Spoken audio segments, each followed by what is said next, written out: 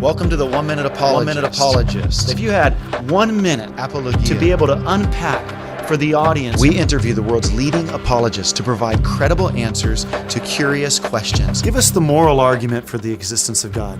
There are many versions of moral arguments for God's existence, Bobby, but the one I like goes like this.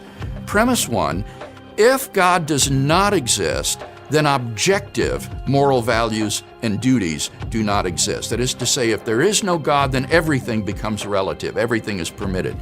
Premise two, objective moral values and duties do exist. We sense that certain things really are good or evil, right or wrong.